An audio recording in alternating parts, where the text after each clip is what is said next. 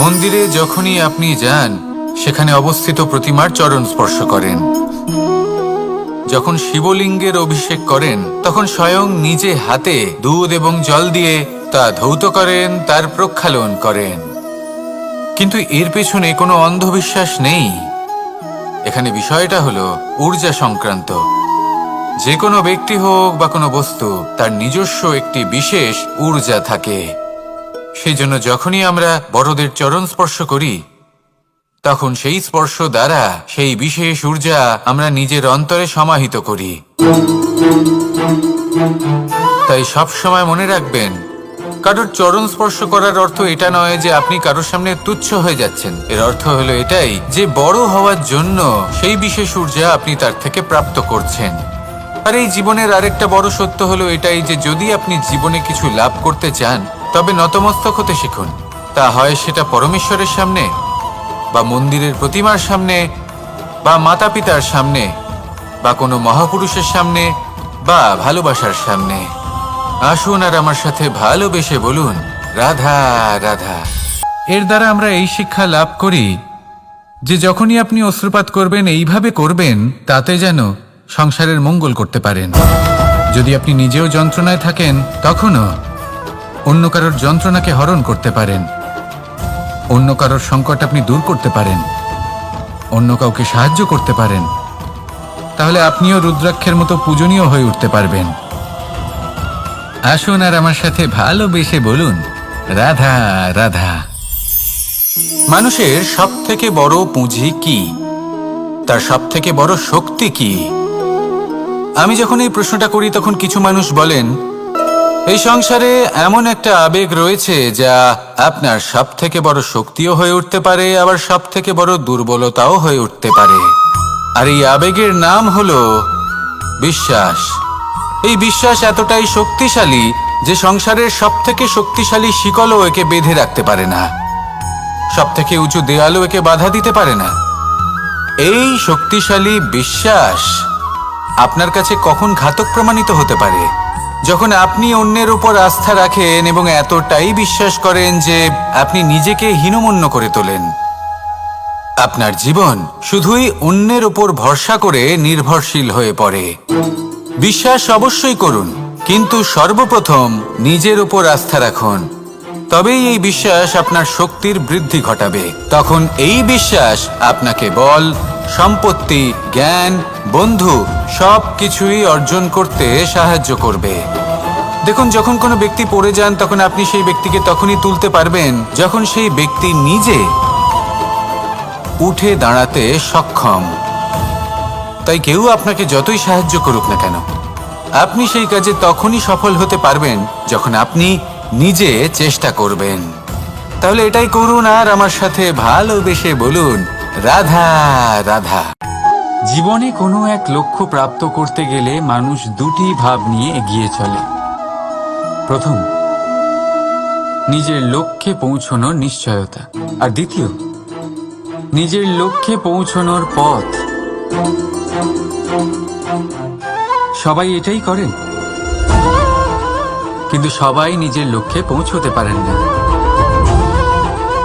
কেন? কারণ লক্ষ্যে যখন পৌঁছানো যায় না, মানুষকে কিছু বদলাতে হয়। কেউ নিজের নিশ্চয় লক্ষ্য বদলে ফেলেন, কেউ নিজের পথ। যারা নানান পথে চেষ্টা করতে থাকেন তারা সফল হয়েই যান, কিন্তু নিজের নিশ্চয় লক্ষ্য যারা বদলান, সাফল্যের স্বাদ তারা কখনোই পান না। তাই নিজের নিশ্চয় লক্ষ্য কখনো বদলাবেন না, কারণ নিশ্চয় লক্ষ্য হারালে পূর্ণিমার রাতেও চন্দ্রগ্রহণ দেখা যায়। নিজের নিশ্চয় লক্ষ্য বজায় রাখুন, আপনি সাফল্য অবশ্যই পাবেন। রাধা রাধা। সংসারে আপনি এমন অনেকজন পাবেন যারা আপনাকে বলবেন যে আপনার কি করা উচিত, কিন্তু তার থেকেও বেশি গুরুত্বপূর্ণ বিষয় হলো আপনার কি করা উচিত নয়। আজ আমি আপনাকে এমন তিনটি বিষয় বলবো যা নিজের জীবনে আপনার করা উচিত নয়। প্রথম কথা, আনন্দে কখনো কথা দিতে নেই। আনন্দ আপনার যুক্তি হরণ করে, আর তারপর আনন্দে দেওয়া এই কথা পরবর্তীকালে গলার ফাঁস হয়ে যায়। দ্বিতীয় কথা, কখনো ক্রুদ্ধ হয়ে উত্তর দেবেন না। ক্রোধ আপনার বিবেককে লুপ্ত করে, ভবিষ্যৎ দৃষ্টিকে অন্ধ করে। কিছু মুহূর্তের জন্য জন্ম নেওয়া এই ক্রোধ আর ক্রোধজাত উত্তর ভবিষ্যতে সারা জীবন এক প্রশ্ন হয়ে দাঁড়ায়। আর তৃতীয়ত, কখনো দুঃখে সিদ্ধান্ত নেবেন না। দুঃখ আপনার ভাবনা চিন্তা করার ক্ষমতা সীমিত করে দেয়, আর দুঃখী মনে নেওয়া সিদ্ধান্ত সব সময় দুঃখই দেয়। সত্যি কথা বলতে কি, বচন, উত্তর আর সিদ্ধান্ত সব সময় জীবনে ভেবেচিন্তে নেওয়া আর দেওয়া উচিত। ভেবেচিন্তে যদি কাজ করেন, এই সংসারে কখনো কোনো সমস্যার সম্মুখীন হতে হবে না। রাধা রাধা। কখনো কখনো আপনার পাওয়া অসম্ভব। ভেবে দেখুন। উত্তর হলো স্বয়ং নিজের ভুল, স্বয়ং নিজের দোষ, যা কেউ কখনো পায় না। আর কেউ যদি তা পেয়েও যায়, সেই ব্যক্তি নিজের ভুল কখনোই স্বীকার করতে চায় না। কিন্তু যে ব্যক্তি নিজের ভুল স্বীকার করে, নিজের দোষ স্বীকার করে, সংসারে কোনো কিছুই পাওয়ার জন্য তার সামনে কোনো বাধাই থাকে না। তাই আত্মবিশ্বাস অবশ্যই রাখুন। চেষ্টা করুন যেন আপনার দ্বারা কোনো ভুল না হয়, কিন্তু আত্মমন্থন করুন। আর যদি আপনার কোনো ভুল হয়েও যায়, তাহলে তা স্বীকার করুন, তা শুধরে নেওয়ার চেষ্টা করুন। আপনার জীবন পরম আনন্দে ভরে যাবে। রাধা রাধা। নিজের মহলের সবচেয়ে উচ্চতায় দাঁড়ানো এক ব্যক্তি, তারও মনে একটা ভয় থাকে। ভয়, সেই মহলের ভিত নড়ে যাওয়ার ভয়, নিজের পতনের ভয়। আর সেই কারণেই সেই উচ্চতার সম্পূর্ণ আনন্দ সে উপভোগ করতে পারে না। কিন্তু আপনি কি কখনো কোনো গাছের ডালে বসে থাকা কোনো পাখিকে দেখেছেন? সেই ডাল ভেঙে গেলেও তার পড়ে যাওয়ার ভয় থাকে না। কেন? কারণ তার নিজের ডানার ওপর বিশ্বাস আছে। ঠিক সেইভাবেই আমাদের মধ্যে বেশিরভাগ মানুষ কোনো না কোনো সাহায্য নিয়ে উচ্চতায় পৌঁছেছেন, কারোর সাহায্য নিয়ে সাফল্য অর্জন করেছেন। কিন্তু সাফল্যের আনন্দ শুধু তারাই অনুভব করতে পারেন যাদের মনে পড়ে যাওয়ার ভয় নেই। তাই কারোর সাহায্যের উপর নয়, নিজের সামর্থ্যের উপরে বিশ্বাস রাখুন।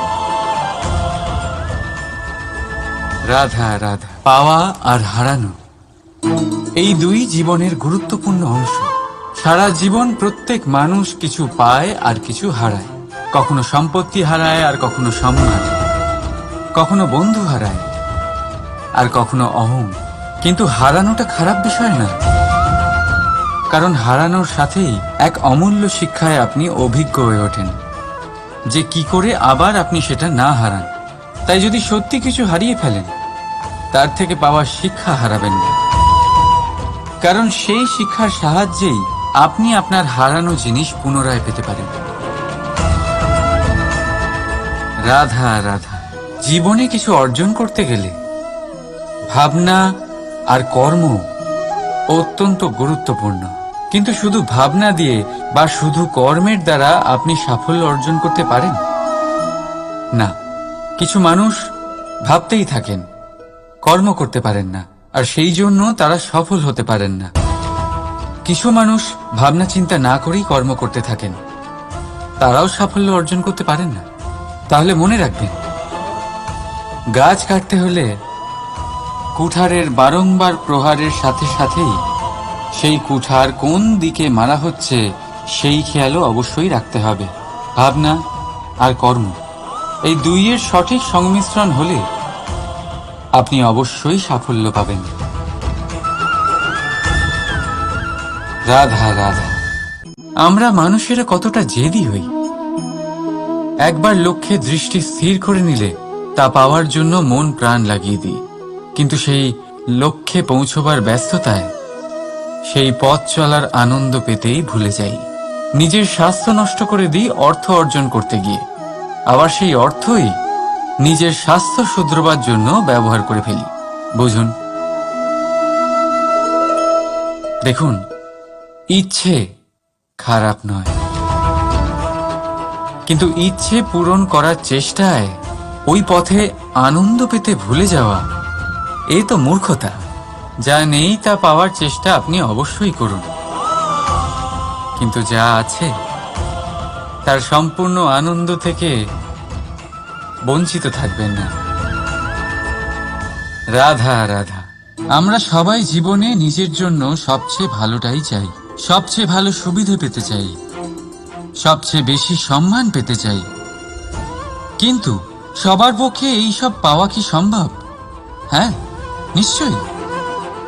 শুধু একমাত্র বাধা সময়। আমাদের জীবনের কোনো স্থায়িত্ব নেই, তাই যদি সময়ের সদ্ব্যবহার করেন তাহলে একটু সুবিধে হতে পারে। এবারে দেখুন, যাদের সবসময় স্বপ্ন দেখতে ভালো লাগে তার জন্য রাত্রি কম পড়ে যায়, আর যারা স্বপ্ন পূরণ করতে চান তাদের জন্য দিন কম পড়ে যায়। যারা সম্মান পেতে চান তাদের জন্য সব সময় পরোপকার কম পড়ে যায়, আর যারা জ্ঞান অর্জন করতে চান তাদের জন্য মনোসংযোগ। জীবনে যদি নিজের লক্ষ্যে পৌঁছতে চান তবে সময়ের বিভাজন আপনাকে ঠিক করতেই হবে। মনে রাখবেন,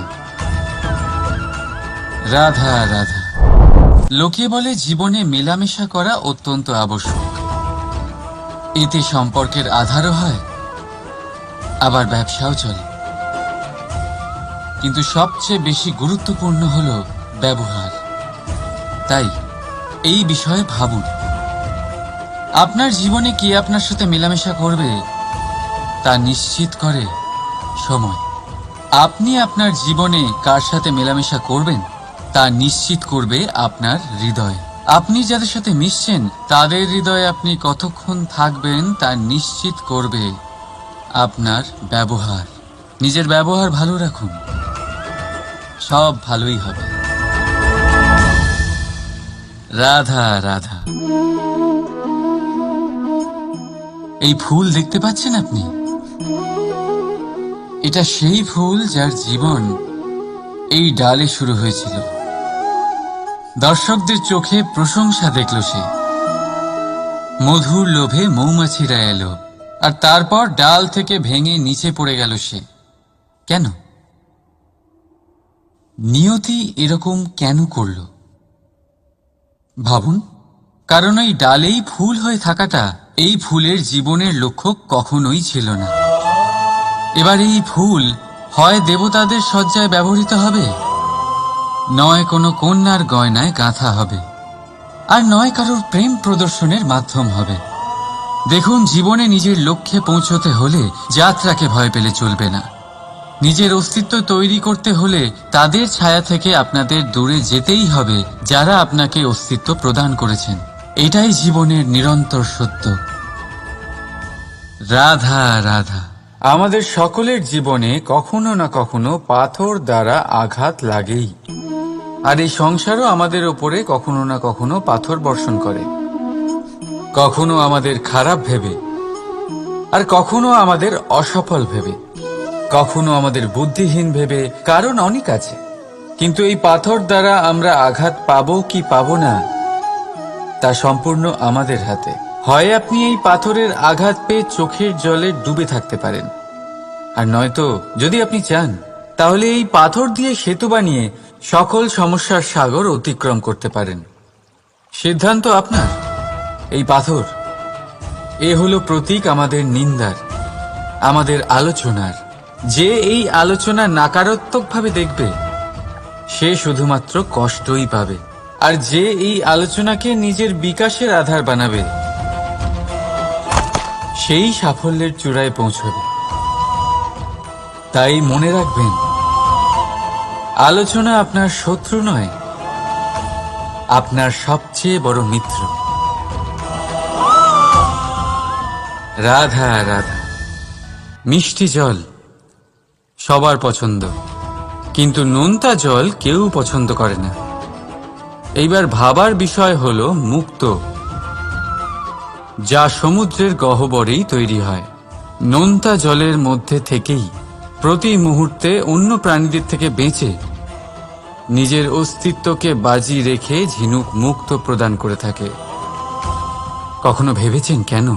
কারণ সংকটের সম্মুখীন না হয়ে, চরম পরিস্থিতির সাথে না জড়িয়ে আপনার কখনোই সুখ প্রাপ্তি হবে না। তাই নির্ভীক হয়ে সংকটের সম্মুখীন হন আর আমার সাথে ভালোবেসে বলুন, রাধা রাধা। আমরা সকলেই সময়ের গুরুত্ব বুঝি। সময় আমাদের তৈরি করে আর সময়ই আমাদের নষ্ট করে দেয়। কখনো ভালো সময় আসে আর কখনো ভীষণ খারাপ সময় আসে। তবে আশ্চর্যের বিষয় এটাই যে সব জেনেও আমরা সময় নষ্ট করি। মনে রাখবেন, সময় শুধু বয়ে যায়, কখনো ফিরে আসে না। তাই ভালো সময় আসার অপেক্ষায় সময় নষ্ট করবেন না। যাই করবেন আজ, এক্ষুনি, এই মুহূর্তে শুরু করুন। তা সেটা কাউকে আনন্দ দেওয়াই হোক বা নিজেকে বদলানোর চেষ্টা করা হোক, যাই হোক না কেন, বিলম্ব করবেন না। কারণ সময় শুধুমাত্র তাকেই সঙ্গ দেয় যে সর্বদা সময়কে সম্মান করে। রাধা রাধা। কথায় আছে সবকিছু সীমা থাকে, মুশকিলের, কষ্টের, সংকটের, অন্ধকারের। যার কোনো সীমা নেই তা হলো কেবলমাত্র কঠোর পরিশ্রমের। আপনি নিশ্চয়ই দেখেছেন, রাত্রি যতই অন্ধকারময় হোক, তারারা পরিশ্রম করে তার সাথে লড়তে থাকে, আর অবশেষে সকাল হয়েই যায়। ঝড়ে পাখিদের বাসা ছিন্ন বিচ্ছিন্ন হয়ে যায়, কিন্তু পাখিরা নিজের পরিশ্রম দ্বারা তা আবার বানিয়ে নেয়। কারণ যা সীমিত তাকে অসীমের কাছে হারতে হয়, আর পরিশ্রম অসীম। রাধা রাধা। প্রবাহিত নদী কত সুন্দর হয়, কিন্তু আপনি কি কখনো ভেবে দেখেছেন যে নদীর জন্ম কি করে হয়? এ কি শুরু থেকেই এমন বিশাল আর খরস্রোতা হয়? না, বৃষ্টির ছোট ছোট ফোঁটা একসাথে সম্মিলিত হয়ে এক সূক্ষ্ম ধারা তৈরি করে, আর সেই ধারাগুলি পর্বতের বরফ কেটে তাদেরকে গলিয়ে জলপ্রপাত হয়ে ঝরে পড়ে পাথরের সাথে ধাক্কা খেয়ে তারপরেই সে নদী হয়ে ওঠে। ঠিক সেইভাবেই এত সহজে কেউ মহান হয়ে ওঠে না। ছোট ছোট চেষ্টা মিলে এক বিশাল ব্যক্তিত্ব তৈরি করে। তাই জীবনে সর্বদাই চেষ্টা করতে থাকুন। অস্তিত্ব নিজে থেকেই প্রকাশ পাবে। রাধা রাধা। কখনো কখনো আমরা নিজের মা বাবার ওপর কতটা রেগে যাই, মনে করি ওনাদের মন আমাদের দিকেই নেই। আমরা ভাবি ওনাদের কাছে আমাদের কোনো অস্তিত্বই নেই, আর তাই আমরা রেগে যাই। কিন্তু আপনি কি কখনো এমন অনুভব করেছেন যে আমাদের চোখ দিয়ে আমরা আমাদের নাক কখনো দেখতেই পাই না? কারণ তা চোখের ভীষণই কাছে থাকে, দুই চোখের মাঝখানে। কিন্তু যখন কেউ মুখে আঘাত করে, হাত সর্বপ্রথম নাককেই সুরক্ষিত করার চেষ্টা করে। মাতা পিতাও অনেকটা এরকমই হয়। আপনার ভালোর জন্য, আপনার সুরক্ষার জন্য তারা সবসময় তৈরি। তাই তাদের প্রেমকে কখনো সন্দেহ করবেন না। আবশ্যক নয় তাদের প্রেম আপনি সবসময় স্পষ্টভাবে দেখতে পাবেন, কারণ এই এক এমন প্রেম যা সর্বদাই আপনার সাথে ঢাল হয়ে আপনার রক্ষা করতে থাকবে। রাধা রাধা। বাবুল গাছ কত বিশালাকার হয়, পিপুল গাছও বিশালাকার হয়। কিন্তু আপনি কি কখনো ভেবে দেখেছেন যে কেন বাবুল গাছ কেটে তা ব্যবহার করা হয়, আর কেনই বা ডালে অসংখ্য পাখিদের আশ্রয় দিয়ে থাকে? কাউকে কাঁটা ফুটিয়ে দূরে সরায় না, বরং তাকে শীতল ছায়া দিয়ে তার ক্লান্তি দূর করে। এই সংসারে যদি আপনি সম্মান পেতে চান, তবে পিপুল গাছের মতোই হতে হবে। কিছু দিতে শিখুন, আনন্দ, সুখ, শীতলতা দান করতে শিখুন। আর কাঁটার মতন কাউকে কখনো কষ্ট দেবেন না। সম্মান স্বয়ং হেঁটে আপনার কাছে আসবে। আর মন প্রসন্ন হয়ে বলবে, রাধা রাধা। আমরা সকলেই মনে করি যে আমাদের জীবনে কখনো কখনো কোনো না কোনো স্থানে প্রেম হয়েই থাকে। সেটা মাতা পিতার আর সন্তানের প্রেম হোক, জ্ঞানীর জ্ঞানের সাথে হোক, কোনো শিল্পীর নিজের শিল্পের সাথে হোক, ইত্যাদি ইত্যাদি। কিন্তু বাস্তবে এটা কি সত্যি প্রেম? মোহও তো হতে পারে। এবার আপনারা জিজ্ঞেস করবেন, প্রেম আর মোহর মধ্যে পার্থক্য কি? পার্থক্য হলো বন্ধনের। যে আপনাকে বাঁধে তা হলো মোহ, প্রেম নয়। প্রেম সেটাই যে আপনাকে মুক্ত করে উন্নয়নের দিকে পাঠায়। চলুন আপনাকে একটা উদাহরণ দিই। কিছু মাতা পিতা নিজের সন্তানকে কোনো অন্য নগরীতে পড়তে পাঠাতে পারেন না। নিজের সন্তানকে তার বন্ধুদের সাথে খেলতে দিতে পারেন না। চিন্তা করেন যে তাদের সন্তানের যাতে কষ্ট না হয়, আর তাই জন্য তাদের বেঁধে রাখেন। এটা প্রেম নয়, এটা মোহ। কারণ যদি এটা প্রেম হতো, তাহলে ওনারা চাইতেন যে সন্তান মাতা পিতার আশ্রয় থেকে বেরিয়ে এই সংসারকে দেখুক, তাকে বুঝুক, আর তার থেকে জ্ঞান অর্জন করুক, নিজের অভিজ্ঞতার থেকে শিক্ষা নিয়ে নিজের একটা ব্যক্তিত্ব বানাক। মনে রাখবেন, মোহ থেকে ভয় জন্ম নেয়, আর প্রেম থেকে শুধুই আনন্দ। সেই কারণে বাঁধবেন না, মুক্ত করুন, কারণ এটাই প্রেম। রাধা রাধা। এই সংসারে সম্পর্ক অত্যন্ত গুরুত্বপূর্ণ। এবারে প্রশ্ন এটাই যে সম্পর্ক কেমন হওয়া উচিত। সম্পর্ক কথার শুরুতেই সম শব্দ আসে। সম অর্থাৎ সমতা।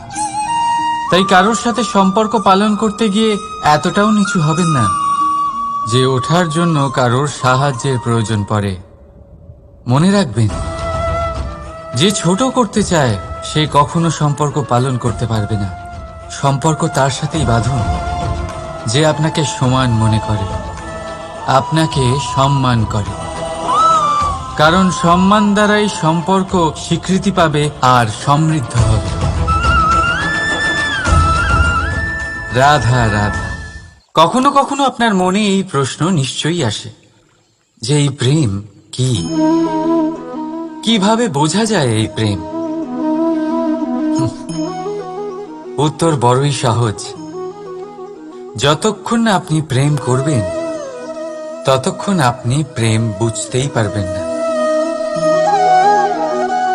যদি রত্ন হয়ে মুকুটে সজ্জিত থাকতে হয়, তাহলে হীরেকে কাটার কষ্ট অবশ্যই সহ্য করতে হবে। প্রেমের সঠিক অর্থ বুঝতে গেলে মোহকে ত্যাগ করে আত্মসমর্পণ করতেই হবে। যে প্রেম কাউকে পাওয়ার জন্য করা হয়, সেই প্রেম প্রেম নয়, তা মোহ। তাই আত্মসমর্পণ করুন।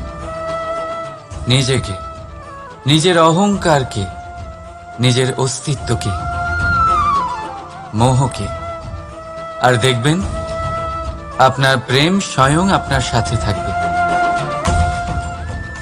রাধা রাধা।